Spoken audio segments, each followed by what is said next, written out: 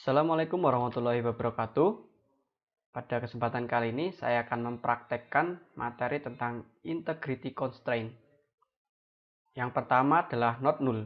Apa itu not null? Not null adalah perintah yang dapat membatasi user untuk tidak memasukkan nilai kosong kepada kolom. Di sini saya telah membuat database bernama AKB dengan tabel yang bernama pekerja dengan kolom sebagai berikut. Settingan awal phpMyAdmin adalah null bertipe yes dan default bertipe null.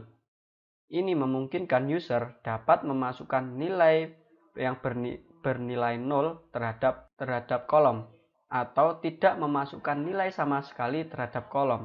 Jadi, untuk membatasi user tidak memasukkan nilai yang kosong, maka null di sini kita rubah menjadi not null. Bagaimana caranya? Langkah pertama, kita harus merubah settingan di database-nya terlebih dahulu. Masuk ke server dan cari variabel. Setelah itu, cari SQL mode. Kita edit, kita beri kode yang bertuliskan strict underscore all underscore tables pakai S. Dan pisahkan dengan tanda koma dengan program yang sudah ada sebelumnya. Setelah itu save, setelah itu selesai. Kita kembali ke database yang tadi. Program tadi mengubah settingan pada database, belum mengubah settingan pada tabel. Maka kita harus mengubah settingan pada tabel terlebih dahulu. Yang tadinya null, kita rubah menjadi not null. Sebelum menuju ke sana, maka saya akan menginputkan nilai terlebih dahulu pada kolom ini dengan sengaja tidak mengisikan nilai terhadap satu kolom. Misalkan saya tidak akan menginsert nilai terhadap jenis pekerjaan, gaji min, dan gaji max. Saya akan mengisi nilai terhadap kode pekerja saja. Program dapat dijalankan, sedangkan kolom yang lain otomatis akan diisi dengan nilai 0 dari phpMyAdmin. Nah, bagaimana nantinya user tidak akan bisa memasukkan nilai kosong? Jadi user harus memasukkan nilai kepada setiap kolom yang ada di dalam tabel. Caranya, kita masuk ke SQL, kita masuk ke database dahulu. Kita ganti tabelnya, kita rubah tabelnya atau kita modifikasi. Menggunakan query alter tabel pekerja, kita modify. Misalkan saya ingin memodifikasi tabel gaji min yang tadinya 0 menjadi not null. Di sini yang paling penting, kita kasih not null. Selesai, langsung kita jalankan. Terjadi peringatan error menunjukkan bahwa kolom 1 atau baris 1 pada kolom pekerja adalah bertipe 0. Sedangkan kita akan merubah kolom gaji min menjadi not null. Jadi phpMyAdmin tidak mengizinkan dalam satu tabel terdapat dua tipe yang berbeda, yaitu null dan not null. Oleh karena itu kita harus merubah atau menghapus inputan sebelumnya terlebih dahulu. Kita hapus, kita delete from pekerja where kode pekerja sama dengan A001. Kita hapus terlebih dahulu. Setelah dihapus, maka kita dapat merubah settingan pada kolom. Kita kembali ke alter tabel pekerja.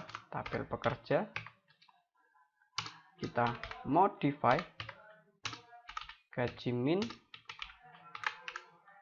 kita kasih not null. Oke, maka program dapat dijalankan. Pada keterangan di sini, null sudah berganti menjadi no dan default berganti menjadi none. Ini berlaku hanya untuk kolom gaji min saja, belum berlaku untuk kolom kode pekerja, kolom jenis pekerjaan, dan gaji max. Langsung kita ke SQL, kita coba inputkan nilai terhadap tabel. Di sini saya sengaja mengosongkan nilai pada gaji min. Padahal gaji min disetting untuk tidak boleh memasukkan nilai kosong atau harus diisi nilai. Apakah program ini dijalankan? Tentunya tidak, karena gaji min meminta harus diisi dengan nilai. Maka kita akan isi dengan nilai. Apakah kode ini dapat berjalan? Tentunya bisa. Semua kolom terisi. Itu karena masih gaji min yang menerapkan not null. Belum semuanya. Untuk disetting semuanya, tinggal memasukkan kode seperti tadi. Buktinya, jika saya memasukkan nilai terhadap gaji min dan gaji lainnya tidak saya beri nilai, kode akan tetap berjalan. Saya hanya menginputkan nilai kepada kolom gaji min, karena kolom gaji min bertipe not null harus diisi nilai, sedangkan kolom lainnya bisa diisi dengan null. Lihat, program tetap berjalan. Seperti ini.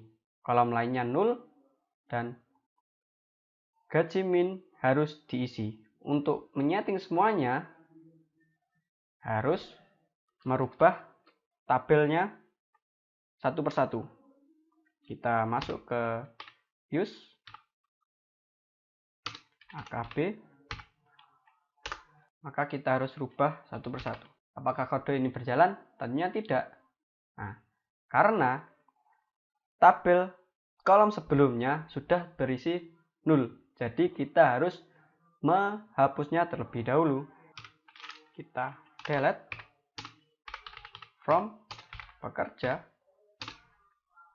where, ingat yang terisi adalah kolom gaji min dengan nilai 10.000. Kita hapus. Setelah dihapus, kita dapat merubah tabelnya. Kita alter tabel,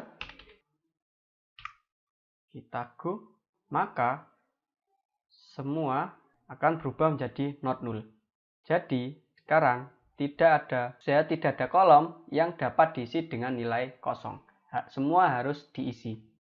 Oke, kita lanjut ke materi yang selanjutnya, yaitu primary key. Untuk menyeting kepada primary key, kita rubah kolomnya. Kita masuk dulu ke dalam database, kita use KB, kita rubah kolomnya. Di sini saya menggunakan kode pekerja sebagai primary key. Kita alter.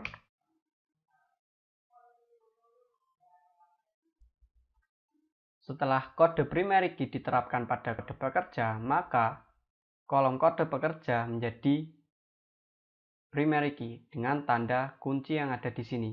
Ini menandakan primary key. Selanjutnya adalah unique.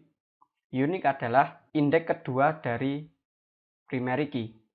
Ciri-ciri dari unique adalah boleh kosong, tetapi tidak boleh sama dengan kolom yang lain. Isinya tidak boleh sama dengan kolom yang lain. Bagaimana membuat unique pada kolom? Kita masuk ke SQL.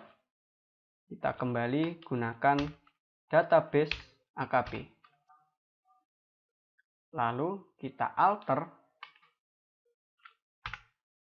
Lalu kita go. Oke. Tandanya unique adalah dengan tanda kunci tapi warnanya silver atau perak. Sedangkan kalau untuk primary key berwarna emas. Materi selanjutnya adalah cek. Selanjutnya adalah cek. Untuk cek, saya akan menerapkan pada gaji min dan gaji max. Caranya adalah kita rubah tabelnya. Kita modifikasi. Kita gunakan dulu database AKB. Setelah itu kita edit tabel gaji min dan gaji max. Misalkan 10.000.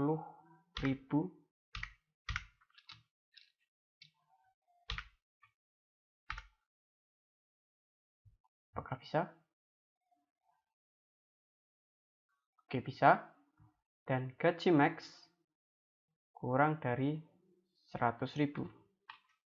Kita oke, go. Oke, coba kita inputkan nilai pada tabel pekerja. Di sini tadi harus lebih besar daripada 10.000.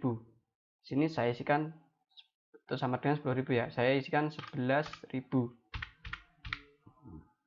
Dan gaji max di bawah 100.000. Saya isikan 50.000.